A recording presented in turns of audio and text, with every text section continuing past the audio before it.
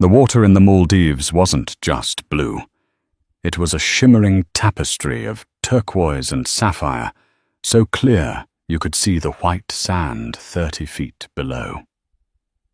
From the deck of his private overwater bungalow at the Serafina Resort, Conrad Beaumont felt like a king surveying his kingdom.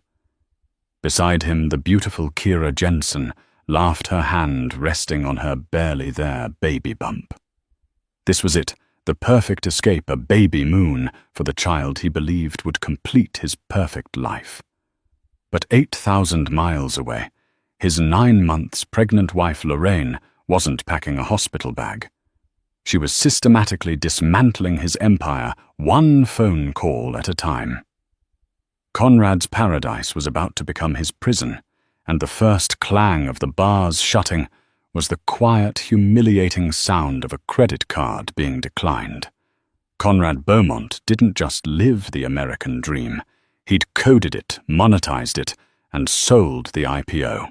His company Nexus Pay had revolutionized the fintech world, turning him from a caffeine-fueled coder in a garage into a titan of industry before his 35th birthday. His life was a carefully curated collection of success symbols, a sprawling penthouse overlooking Central Park, a garage filled with cars that whispered of power rather than shouted, and a beautiful, intelligent wife, Lorraine Davenport. Lorraine was no mere socialite. She was a Davenport, a name that carried the quiet weight of old money and legal prowess. With a law degree from Yale and a mind as sharp as a shard of glass, she had been Nexus Pay's first general counsel. She was the architect of its ironclad legal structure, the silent partner who had secured the fortress while Conrad led the charge. They had been a team, an unstoppable force. But 3 years ago, after a difficult journey with fertility treatments, Lorraine had stepped back. Her new project, the one that mattered most, was growing inside her, their son. In the final weeks of her pregnancy, a subtle chill had crept into their opulent home. Conrad, once doting and present, became a ghost in his own life. "It's the pressure of the Q4 report," he'd say, kissing her forehead, before disappearing back to the office for another late night. "Just securing our boy's future, darling." Lorraine, swollen and exhausted, wanted to believe him, but she hadn't gotten where she was by being naive. She noticed the small things. The second phone that was always silenced and face down. The scent of a perfume, a light floral scent, nothing like her own sandalwood and vanilla, that clung faintly to his shirts. The way his eyes would glaze over when she talked about Lamar's classes, his mind clearly a million miles away. The lie that broke the dam was a simple one. "I have to fly to Singapore," he announced one evening, meticulously folding a brand-new linen shirt into his suitcase. "A surprise summit with our Asian market investors. It's last minute, a real pain, but it's $1 billion deal. I'll be back in 5 days, long before the little guy decides to make his debut." He looked her in the eye as he said it. The sincerity in his gaze was so polished, so practiced, it was almost perfect. Almost. Lorraine smiled, a placid, gentle expression that betrayed none of the acid churning in her stomach. "Of course, my love. Be safe. Close that deal for our family." As soon as the penthouse door clicked shut, her serene mask crumbled. She moved with a purpose that defied her heavy belly, heading straight for his home office. She wasn't looking for texts or emails. That was amateur hour. Conrad was a tech genius. His digital security was flawless. But his weakness, she knew, was his ego. And his ego was serviced by one thing above all else: luxury retail. She logged into the shared family account for their concierge service, a high-end firm that handled everything from private jet bookings to sourcing rare watches. She scrolled through the recent activity. A dinner reservation for 2 at a place he'd told her was booked solid for months. A purchase from a high-end baby boutique in Soho, strange, since they had a fully stocked nursery. But it was the last item that made the air leave her lungs in a silent scream. A charge from Boucheron and Fields, their private jeweler. The work order attached as a PDF for their records was for a custom-made charm bracelet. It was a push present, a gift for a new mother. But the details were horrifyingly specific. A platinum band with 3 charms, a miniature globe, a tiny, intricately detailed seaplane, and a small engraved disc. Lorraine zoomed in on the jeweler's digital mock-up. The engraving on the disc read, "For KJ, our adventure begins. Love. See, KJ." The initials hit her like a physical blow. Kira Jensen, a bright, ambitious marketing associate from Nexus Pay. 26 years old, raven-haired with the kind of hungry look in her eyes that Lorraine recognized because she used to have it herself. Lorraine had seen the way Conrad's gaze lingered on Kira during the last company gala. A fleeting moment, but she had filed it away, a splinter of unease in the back of her mind. The globe, the seaplane. It wasn't Singapore. It was a destination, a private romantic trip. The baby boutique. The push present. It all clicked into place with sickening clarity. Kira Jensen was pregnant too. This wasn't just an affair. It was a betrayal of a magnitude she could barely comprehend. He was building a second life, a mirror image of their own, with a younger model. For a long moment, Lorraine simply stood there, in the silent, cavernous office, the glow of the monitor illuminating the tears that now streamed down her face. The grief was a physical weight pressing down on her chest, threatening to suffocate her. She felt the baby kick, a strong, insistent reminder of the life she was carrying, the family she thought she was building. And in that moment, the grief began to cool. It hardened, solidifying into something else. Something cold sharp and diamond hard. Rage. She was Lorraine Davenport. Her name meant something. Her father hadn't raised a victim. Conrad had mistaken her love for weakness. He had mistaken her pregnancy for incapacitation. He had forgotten who he had married. He had forgotten that the woman who built the legal walls of his fortress knew exactly where all the back doors were. He wanted a Babymoon. She would give him a trip he would never, ever forget. She picked up her phone, her hand steady, her mind whirring with cold, calculated precision. Her first call was not to a divorce lawyer. It was to her father. "Dad," she said, her voice devoid of any emotion, "I need you to make a few calls for me. We need to liquidate some private assets and move them. Quietly. And I need the name of the best international banking security consultant you know. Conrad's on a trip. I want to make sure he has a memorable one." Arthur Davenport was a man who moved through the world with the quiet confidence of someone who had never lost a fight he cared about. Retired from the helm of a white shoe law firm that bore his name, he now spent his days managing his vast estate in Connecticut, but his mind had lost none of its predatory sharpness. When he heard his daughter's voice on the phone, flat, controlled, yet humming with a terrifying undertone, he knew this was not a social call. He listened without interruption for 10 minutes as Lorraine laid out the situation. He didn't offer condolences or platitudes. Arthur Davenport dealt in strategy, not sympathy. When she was finished, there was a brief pause. "The fool," Arthur said, his voice a low rumble.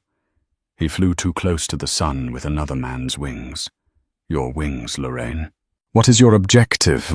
"I want him crippled, Dad," she replied, the words tasting like metal in her mouth. "Not ruined. Ruin is messy and takes years. I want him isolated and powerless. I want him to understand what it feels like to have the world you built dissolve into thin air. The money, the access, the identity. All of it. Gone. A laudable goal, Arthur said, a hint of pride in his tone. Strategic, not emotional. Good. Here is what we will do. For the next 48 hours, Lorraine's penthouse became a war room. Arthur drove in from Connecticut, bringing with him a man named Peterson, a former MI6 agent who now ran a discreet private security firm in London, specializing in asset protection and recovery. Peterson was a pale, unassuming man in a rumpled suit who looked more like an accountant than a spy, but his eyes missed nothing. Together, the three of them mapped out Conrad Beaumont's entire financial and legal existence. Lorraine, as the co-signer on nearly every account and the architect of their family trust, held more power than Conrad had ever bothered to remember. The primary accounts are joint tenancy, Lorraine explained, pointing to a flowchart she'd drawn on a whiteboard. Nexus Pay stock brokerage accounts are main checking. He thinks that gives him equal access. But the family trust, which holds the bulk of our liquid assets, names me as the primary trustee with full discretionary power in the event of spousal incapacitation or malfeasance. I wrote that clause myself. Arthur permitted himself a small, wolfish grin. Malfeasance. A beautiful, wonderfully vague word. An affair with a pregnant employee. While you're 9 months pregnant yourself, I believe that qualifies. Peterson nodded. The offshore accounts in the Caymans and Switzerland are in his name only. Those will be harder to touch directly. We don't need to touch them, Lorraine countered. We just need to cut off his access to them. His passport. Conrad Beaumont, the global jet-setter, is nothing without it. Peterson leaned forward. You can't legally have a citizen's passport cancelled without cause. Of course not, Lorraine said, her voice cold. But a wife deeply concerned for her husband's increasingly erratic and paranoid behavior can certainly report his passport as lost or potentially stolen to the State Department. She can file a police report stating that in a fit of rage he stormed out of the house taking his documents, and she hasn't been able to reach him since. She fears for his mental state and for what he might do. Such a report would trigger a flag in the international database. It wouldn't invalidate the passport immediately, but it would prevent him from boarding any commercial flight or crossing any border until the flag is cleared, a process that can take weeks. Arthur looked at his daughter with newfound respect. This was his blood. His legacy of strategic warfare, refined and weaponized. The plan was executed with military precision. Phase 1. Financial strangulation. On Monday morning, Lorraine, armed with a power of attorney Arthur had drafted years ago, visited their private banker at J.P. Morgan Chase. She calmly explained that due to a serious family emergency and concerns over Conrad's mental stability, she was invoking her rights as trustee. Within an hour, billions of dollars in assets were moved from their joint accounts into a new trust in her name only. The funds in the Cayman and Swiss accounts remained, but they were now islands unreachable without the passwords and security fobs that were sitting in a safe in their New York apartment. Next, she called the concierge at American Express. She was the primary holder of their coveted Centurion card, the mythical black card. Conrad's was a supplementary card. "I'm reporting my husband's card as stolen," she said, her voice laced with practiced distress. "His wallet was taken. Please cancel it immediately and flag all charges." She did the same for their Visa and MasterCard accounts. In the space of 3 hours, Conrad Beaumont's wallet, filled with plastic that could buy a skyscraper, became utterly useless. Phase 2. Digital isolation.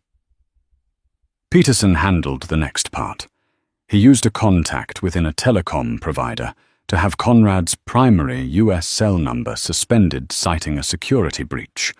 His secondary burner phone would still work, but it was a prepaid device with a limited data plan.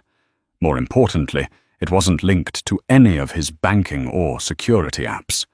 Without his primary number, he couldn't receive the two-factor authentication codes needed to access his online banking, his crypto wallets, or even his corporate email.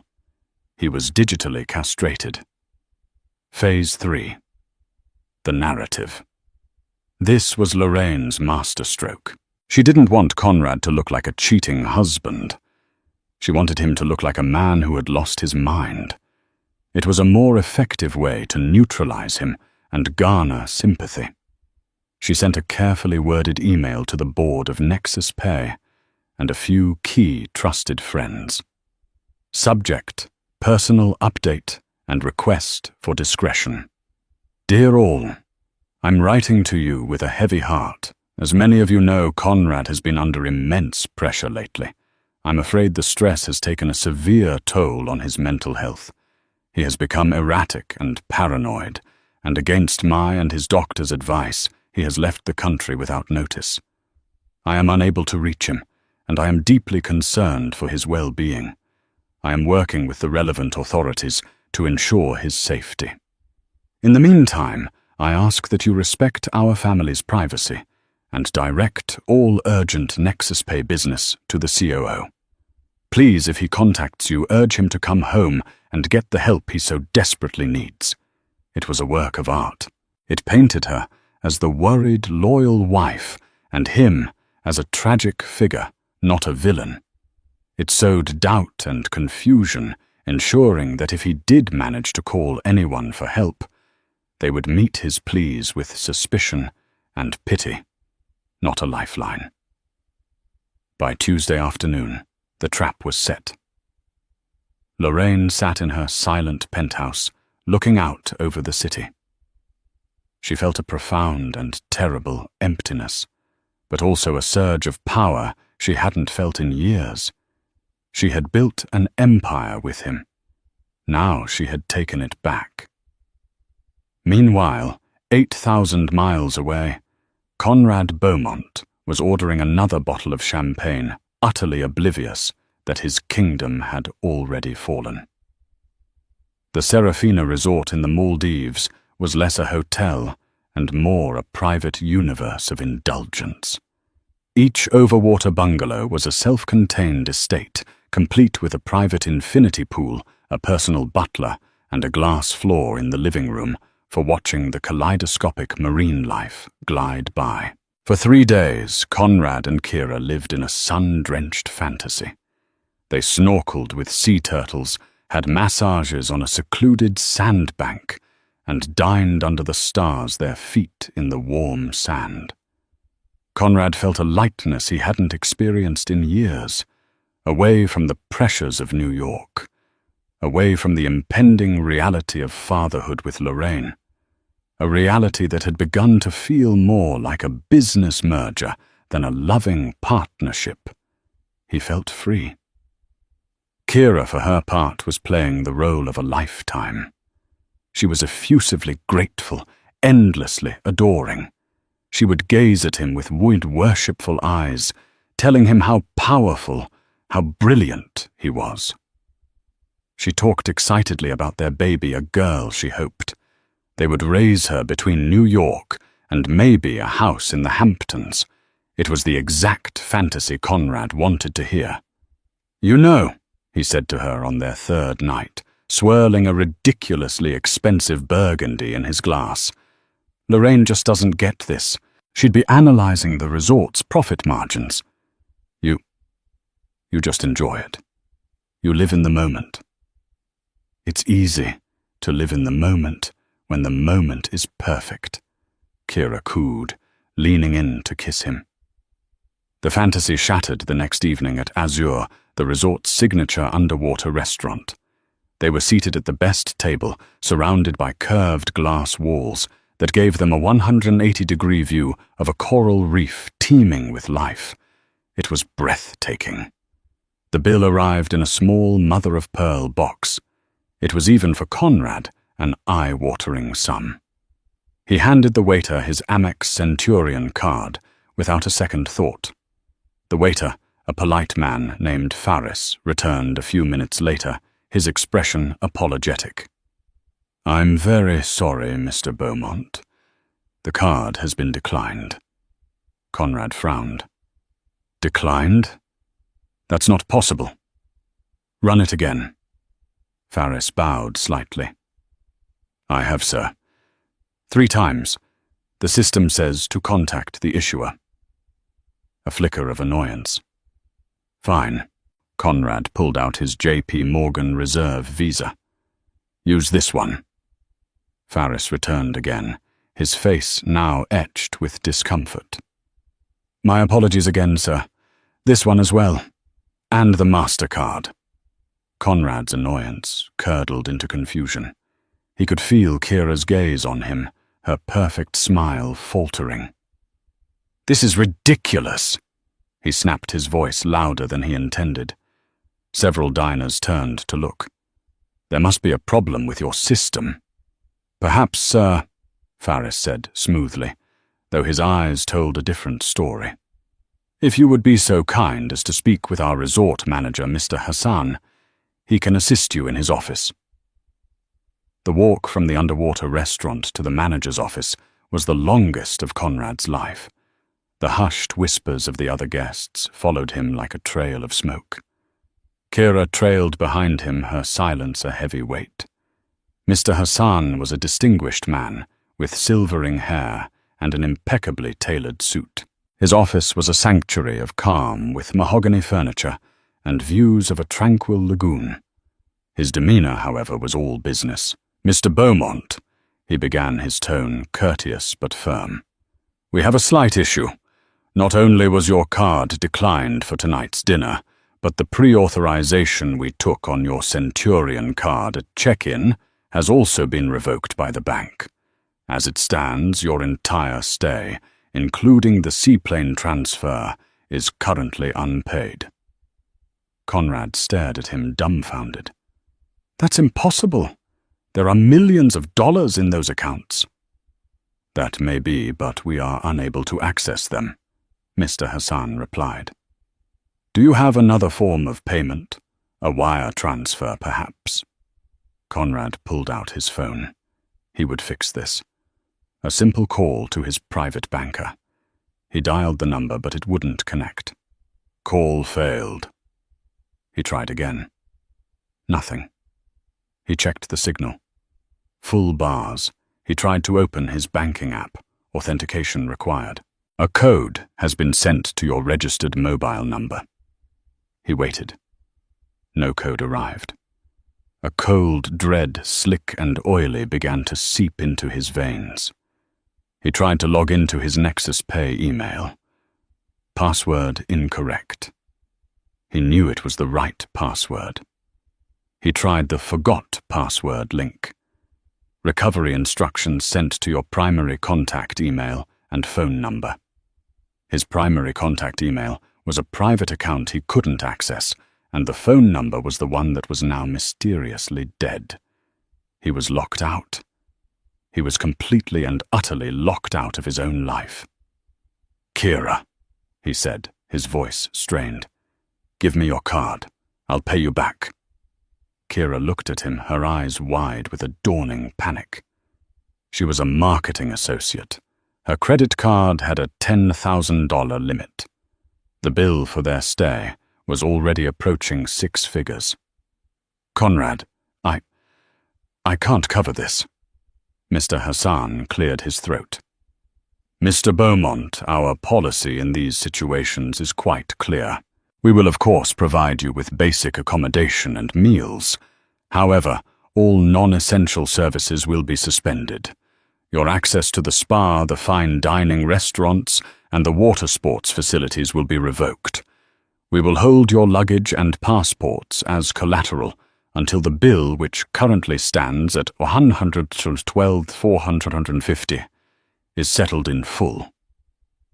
Conrad felt the blood drain from his face. His passport. They had his passport. "This is a misunderstanding," he stammered, the words feeling hollow even to him. "My wife. She must have. I need to call New York." Mr. Hassan offered him the use of his landline. Conrad frantically dialed his assistant, his friends' board members, anyone he could think of. The responses were all unnervingly similar, his assistant sounding flustered. "Conrad. Oh my God, are you okay? Lorraine told us you were having some kind of breakdown. We've all been so worried." A board member, his voice thick with false concern. "Conrad, my boy, just come home. Whatever it is, we can get you the help you need. Don't worry about the company, we'll handle things." No one would help him. Lorraine's narrative had reached them first. He wasn't a man in trouble. He was a man who was unwell. A liability. He finally hung up the phone, his hand trembling. He was stranded on a tiny speck of land in the middle of the Indian Ocean. He had no money, no working phone, no way to access his empire, and no way to leave. The beautiful turquoise water outside the window suddenly looked like the walls of a very luxurious, very expensive prison. He turned to look at Kira. The adoration in her eyes was gone, replaced by something else, fear and a cold, calculating assessment. The fantasy was over. Welcome to hell. The walk from the sun-drenched perfection of the resort's guest area to the functional hidden-away staff quarters was a journey across a social chasm. Led by two silent security guards, Conrad and Kira traversed a path he never knew existed, leaving behind the manicured gardens and infinity pools for a world of concrete walkways, humming generators, and the steamy industrial scent of the laundry facility. It was the resort's engine room, a place of work and function, never meant to be seen by the gilded class of guests. Their new room was a sterile box. Two narrow twin beds with thin starched sheets were pushed against opposite walls. A small barred window offered not a vista of the turquoise ocean, but a close-up view of a massive, perpetually spinning exhaust fan. The air was thick with humidity and the faint smell of bleach. As the heavy door clicked shut behind the guards, the finality of their situation settled with the suffocating weight of a physical blow. The paradise they had inhabited was a stage set, and they had just been unceremoniously shoved backstage. For the first 24 hours, Conrad vibrated with a furious, impotent energy. He paced the 4 short steps from the door to the window, and back a caged predator stripped of his teeth and claws. He would grab his dead phone and glare at the black screen, as if his sheer force of will could resurrect it. His mind, accustomed to solving complex code and navigating billion-dollar deals, could not process this simple absolute powerlessness. "This is a kidnapping," he roared at Mr. Hassan during one of several fruitless visits to the manager's office. "It's illegal. I'll have your job. I will buy this entire God-forsaken island and turn it into a parking lot." Mr. Hassan, immaculate in his linen suit, simply listened with the patience of a man who had seen every form of wealthy hubris imaginable. "As soon as your bill is settled, Mr. Beaumont, you are free to go," he would reply, his voice a maddening oasis of calm. "Until then, our policy is firm." Kira watched this display with a growing sense of dread. The powerful magnetic CEO, she had idolized, the man who commanded boardrooms with a single glance, was gone. In his place was this red-faced shouting man, flailing against a wall of polite, immovable bureaucracy. The fantasy she had so carefully constructed, the life of effortless luxury, the ascension into New York's elite, the security she craved, was crumbling into dust.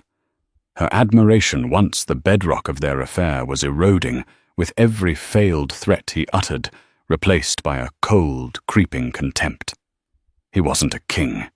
He was a fool who had lost his crown, and he had dragged her down with him. By the second day, the silence between them in the small room had become a weapon. It was thick with unspoken accusations. His blame, her resentment. Finally it broke. "What is your plan, Conrad?" Kira asked, her voice tight and brittle. She was sitting on the edge of her bed, her hand resting protectively on her stomach. "Because pacing and yelling at the manager isn't working." He whirled on her, his eyes wild. "My plan. I'm trying to fix the mess she made. This is Lorraine. She's lost her mind. It's the pregnancy hormones, they've made her completely irrational. She's crazy." Kira let out a short, bitter laugh. "Crazy. Or the only sane one among us. She seems to have thought of everything with remarkable clarity. And don't you dare hide behind her pregnancy. You lied to a 9 months pregnant woman, Conrad. You lied to her face, then ran off with your younger, also pregnant mistress to a tropical paradise. What did you think was going to happen? Did you truly believe that Lorraine Davenport, the legal eagle who helped build your entire company, would just sit at home and knit booties?" The raw truth of her words was like a slap. He had been arrogant. He had seen Lorraine's pregnancy as a state of weakness, a distraction that would allow him to operate with impunity. He had forgotten the formidable intellect he had once so admired. "It was all going to be handled," he shot back, his voice defensive. "The divorce was going to be amicable. I was protecting her."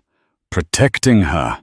Kira stood up, her eyes flashing with a fury that mirrored his own.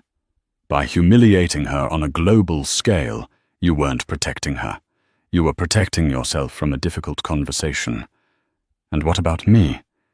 You told me it was over between you two. You sold me a future that was apparently built on a foundation of lies. And what about your future?" he sneered, lashing out. "You think I don't know what this was about? You saw a ticket to the top and you took it. And what's wrong with that?" She screamed, tears of rage and self-pity welling in her eyes. "Isn't that how your world works? Everyone taking what they can.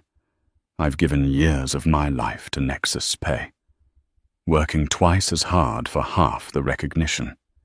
You promised me a promotion, a real seat at the table. Now my career is over. When this gets out, I'm not just the other woman. I'm the idiot who got stranded on a desert island with the CEO when his wife cut him off. I'm a punchline. Your career," he scoffed, the sound dripping with disdain. "I'm facing total catastrophic ruin. She is trying to steal my company." "It was her company too," Kira retorted. "And you were willing to risk it all for this. For us." The argument hung in the air, ugly and unresolved. The us that had felt so special and thrilling under the Maldivian sun was now revealed for what it was, a toxic cocktail of his ego and her ambition.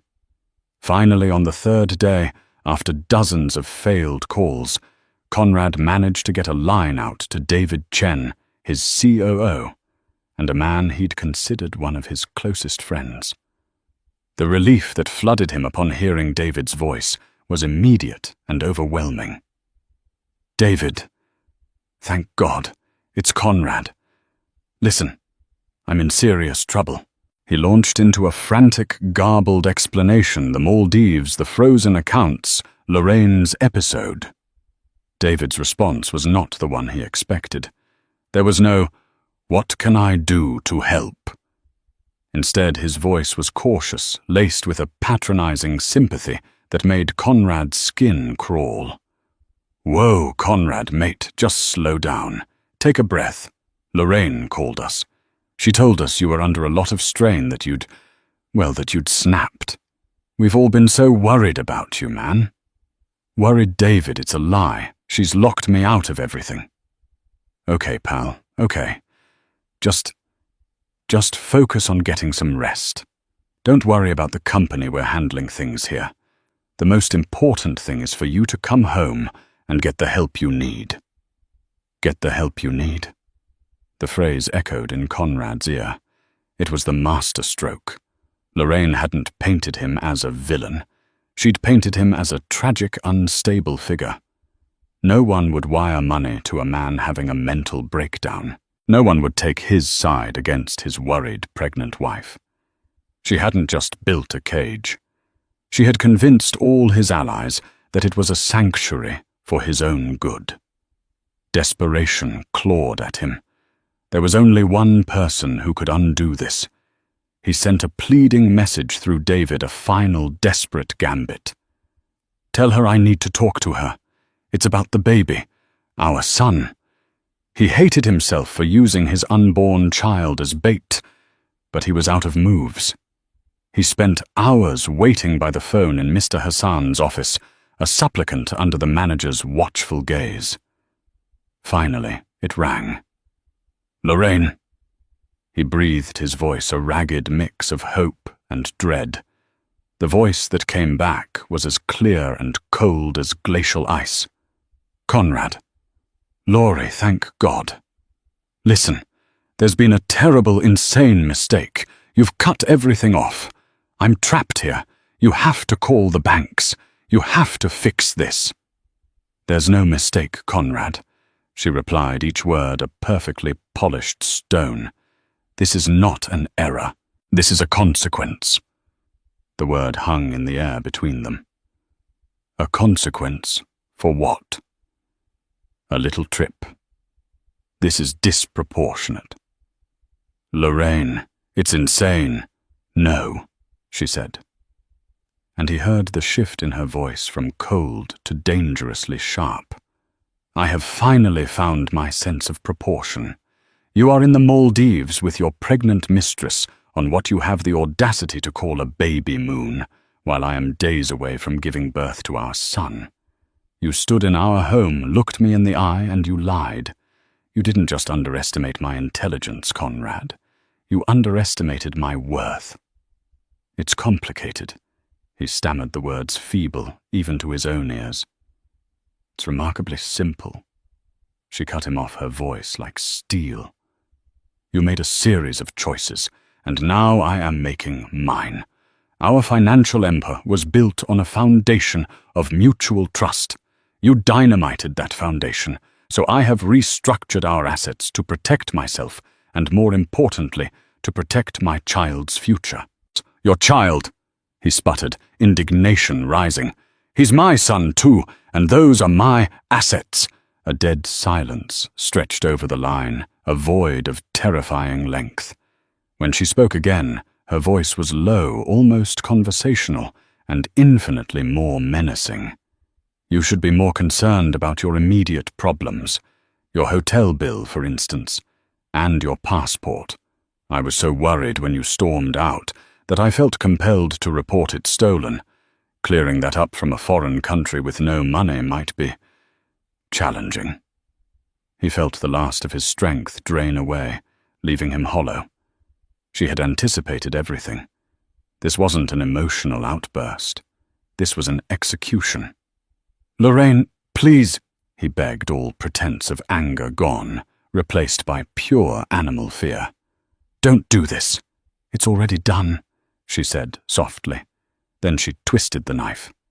"By the way, Conrad, my father's security consultant, a very thorough man, did a little digging into your KJ. He thought it prudent to check her network activity at Nexus Pay. It seems your girlfriend has been quite busy." Conrad's blood ran cold. He glanced over at Kira, who was watching him from the doorway of the office, her face pale. "For the last 6 months," Lorraine continued, her voice as dispassionate as a newsreader's, "she has been downloading proprietary source code, sensitive investor data, and our 5-year strategic plan. She's been sending it all to a shell account that my consultant traced back quite easily, I might add, to a venture capital firm. A firm run by Richard Kessler. Kessler, his nemesis, the rival who had been trying to gut his company for years. The name landed like a physical blow. Lorraine let the silence stretch, allowing the full implication to sink in. So you see, Conrad, your affair wasn't just a personal humiliation for me. You brought a corporate spy into our lives. You gave her access that compromised our entire company, the company that I am still a major shareholder in. She paused, then delivered the killing blow. The board will be very interested to hear about this. I imagine they'll have some questions for you, if you ever make it back. The line clicked dead. Conrad stood frozen, the silent receiver pressed to his ear. He was no longer just a cheating husband. He was a fool, a dupe, the architect of his own company's potential destruction, and the woman he had discarded had just become his judge, his jury, and his executioner. The silence that followed the dead phone line was more profound than any sound Conrad had ever heard. It was a vacuum pulling all the air, all the heat, all the arrogance from the room. He slowly, mechanically placed the receiver back into its cradle. The small plastic click echoed like a gunshot in his mind, the sound of a door slamming shut on his entire existence. He was staring into the abyss, and the abyss had a name: Lorraine. But as he turned his head, his gaze fell upon Kira Jensen, and he realized the abyss had multiple flaws. Lorraine's betrayal was a masterpiece of strategic warfare, an act of such cold, calculated brilliance that a part of him, even in his ruin, could almost admire it. It was a response to his own actions.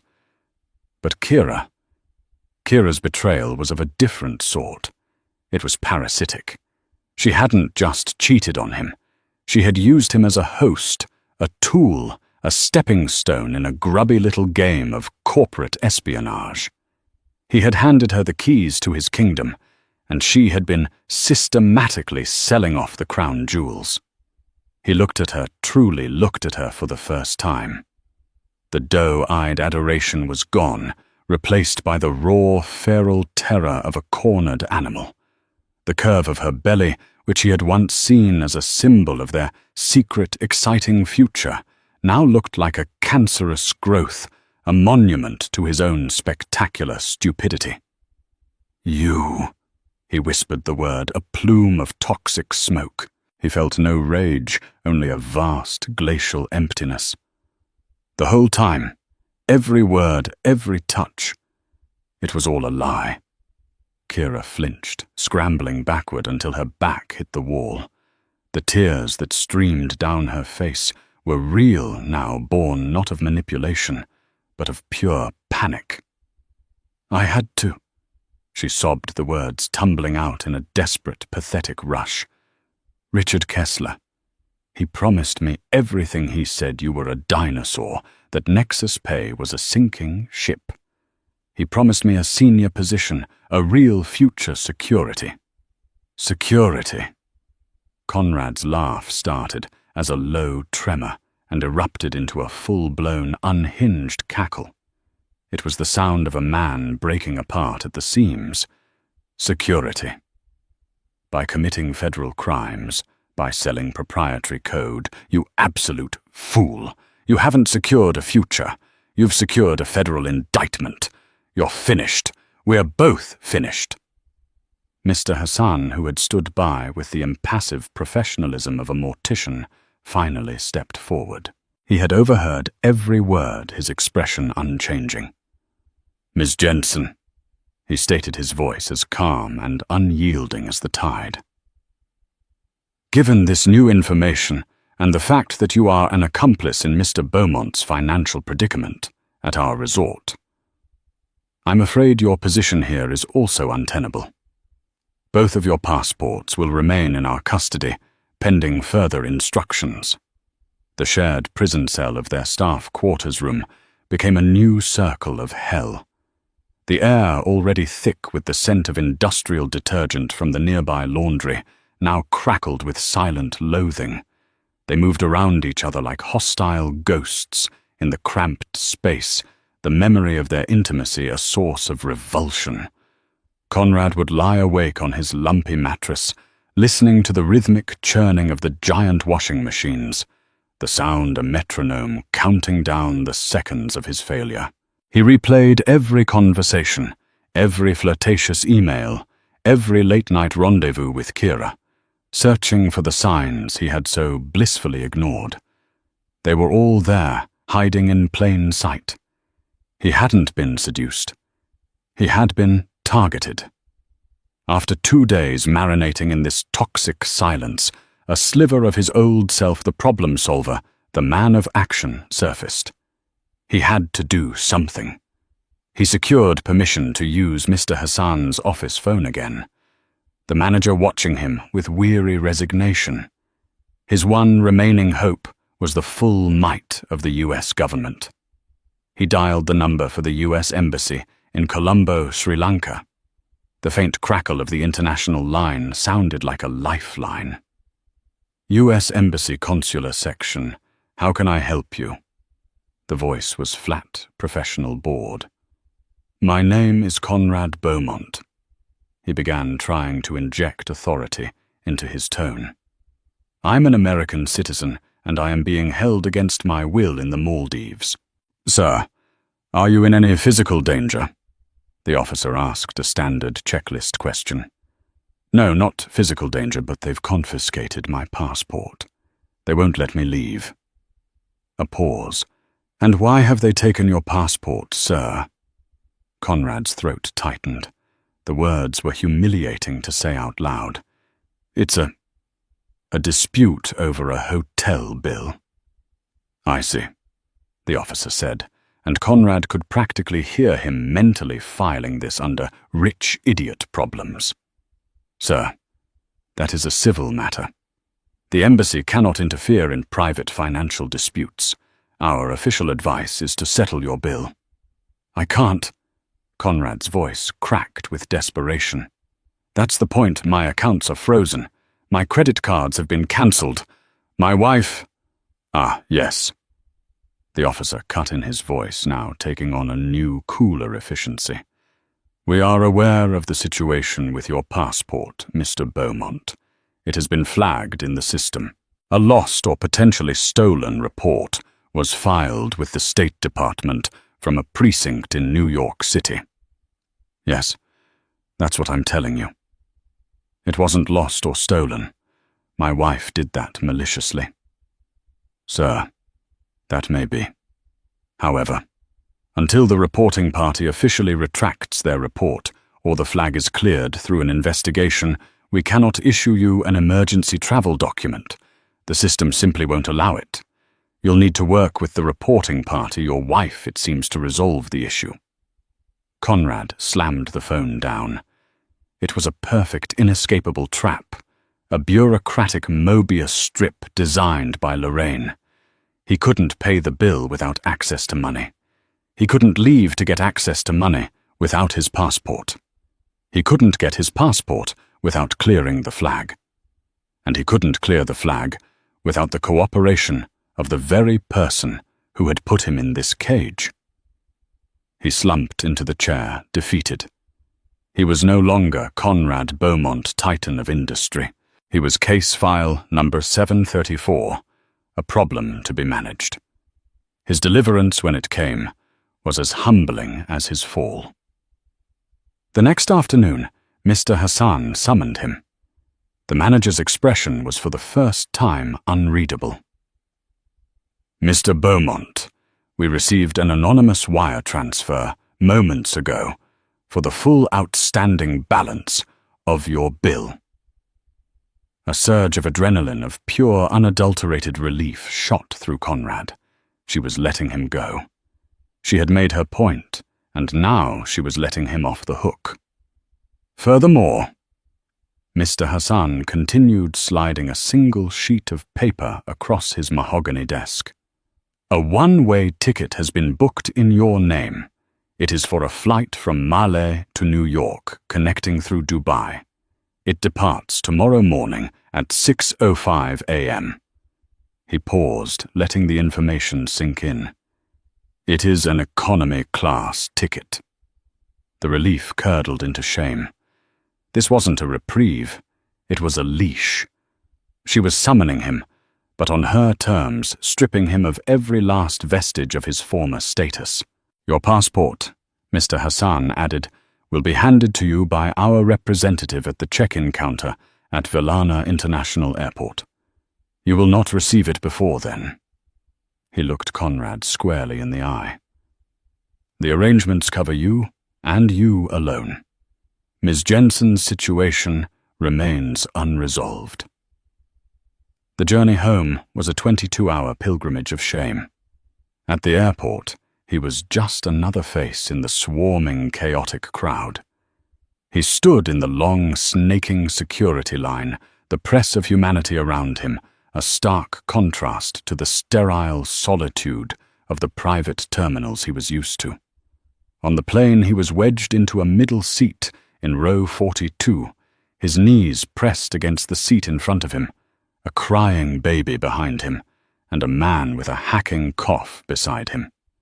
The flight attendant handed him a plastic-wrapped tray of lukewarm chicken and rice, and he ate it because he was starving. Stripped of his phone, his watch, his wallet, he had nothing to do but think. The recycled air and the low drone of the engines became the soundtrack to his internal reckoning. He saw his life with Lorraine not as a marriage, but as a long-term investment she had made, one he had foolishly tried to liquidate. He had seen her intelligence as an asset to his company, but had forgotten it was an integral part of her being, a weapon she could wield with terrifying precision. His anger had evaporated, replaced by a cold, primal fear of the woman he had married. He landed at JFK, looking like a shipwreck survivor. Unshaven, hollow-eyed, his designer suit rumpled and stained. He hailed a yellow cab, the smell of stale coffee and cheap air freshener an assault on his senses. As the taxi lurched through the familiar streets of Manhattan, everything looked different, as if he were seeing it through a distorted lens. The doorman at his building, a man to whom he had handed a $1,000 bill every Christmas, met his eye with a flicker of recognition, followed by a deep, profound pity that was more insulting than any contempt. The elevator ride up was silent. The penthouse door opening into a cavern of echoes. The place was sterilized.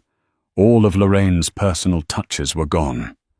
Her collection of first-edition novels, the abstract art she'd chosen for the foyer, the silver-framed photos of their wedding, their travels, their life.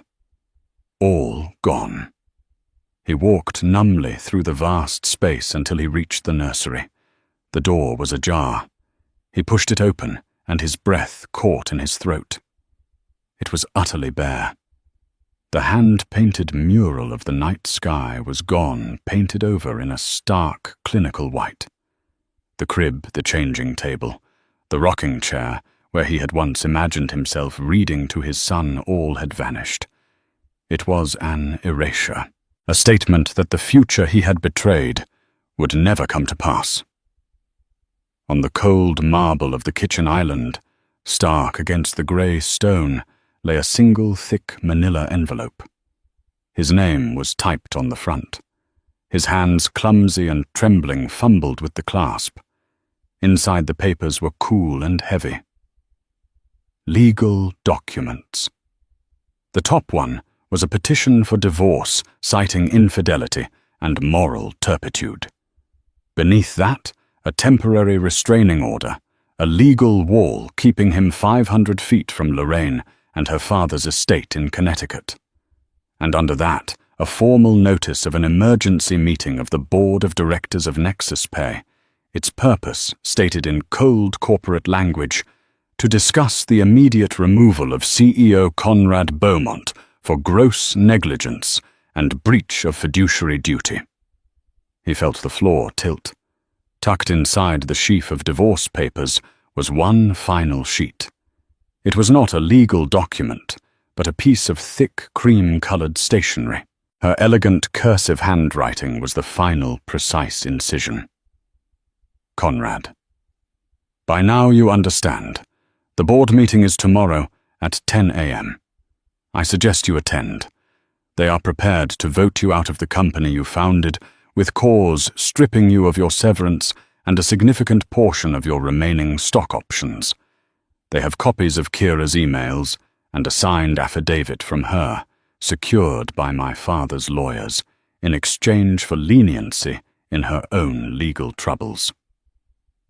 There is, however, another option. I am exercising my right as a co-founder and major shareholder to take over as interim CEO. If you agree to my terms, a swift, uncontested divorce, a full transfer of the family trust and the New York property, to me and your complete and permanent resignation from Nexus Pay, I will ensure you walk away with a small percentage of your original stock. Enough to live comfortably, but not enough to ever hurt anyone on this scale again. This is not a negotiation. This is the new reality. You have until 9 a.m. tomorrow to have your lawyer contact mine with your acceptance. William Arthur Davenport was born 2 days ago. He is healthy and he is beautiful. You will not be a part of his life. He deserves a better role model. Lorraine. The papers slipped from his numb fingers, scattering across the floor like dead leaves. William Arthur Davenport. Her name. Her father's name. His son branded with the sigil of the dynasty that had crushed him. He didn't just sink to the floor. He collapsed the strength, leaving his bones, the world narrowing to a single point of blinding absolute defeat. He was a king with no kingdom, a father with no son, a man with no name but the one he had disgraced. He was alone in his empty palace, a ghost in the ruins he himself had created.